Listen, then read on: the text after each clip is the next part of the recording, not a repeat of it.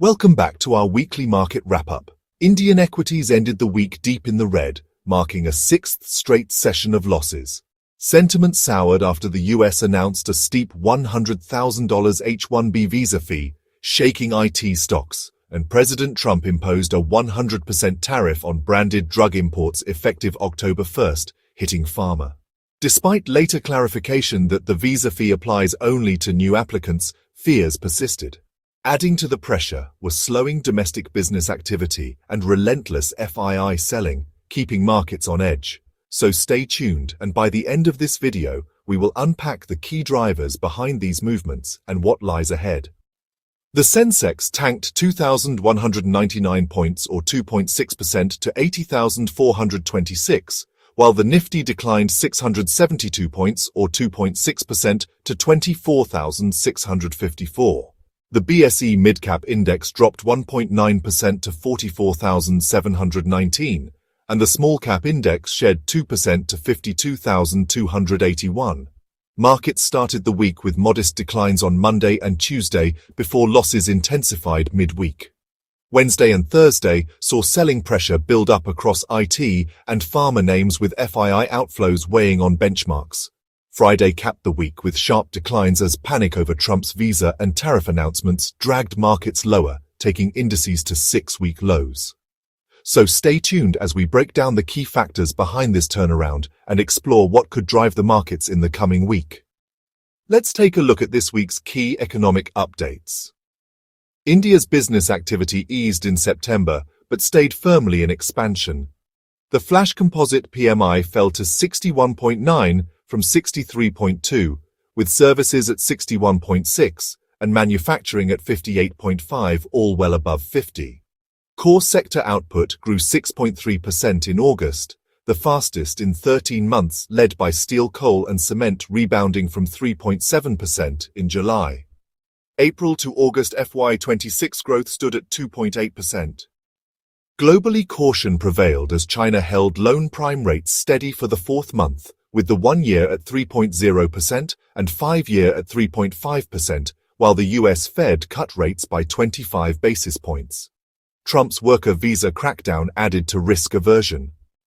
Among this week's top gainers, NetWeb Technologies rose 21.7%, hitting a 10-year high on the back of strong AI-driven order wins and hyperscaler demand. Anant Raj gained 16.1%, benefiting from real estate momentum and growing data center optimism, with strong institutional interest supporting the move. Both NetWeb Technologies and Anant Raj are part of our portfolios and continue to deliver strong outperformance.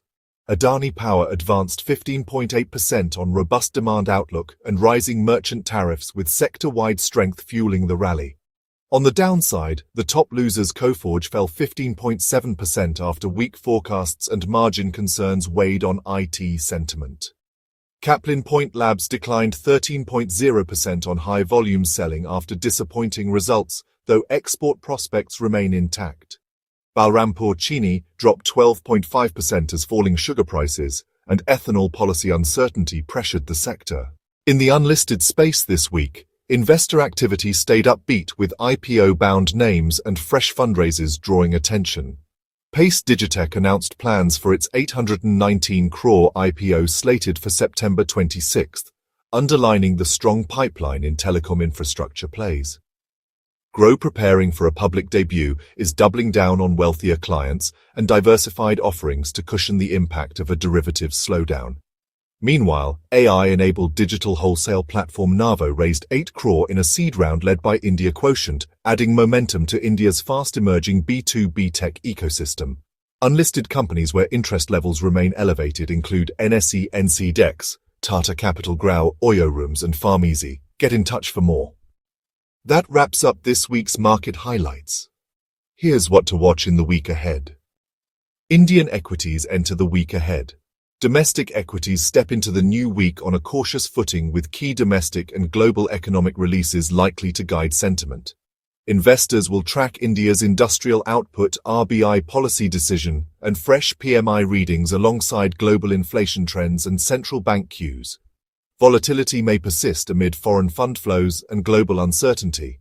On the domestic front, industrial production data for September will be released on September 29th. Industrial output expanded 3.5% in July, up from 1.5% in June. The Reserve Bank of India will announce its interest rate decision on October 1st, following a steady repo rate of 5.50% in August. HSBC India Manufacturing PMI for September is also due on October 1st, after preliminary data showed a decline to 58.5 from 59.3 in August.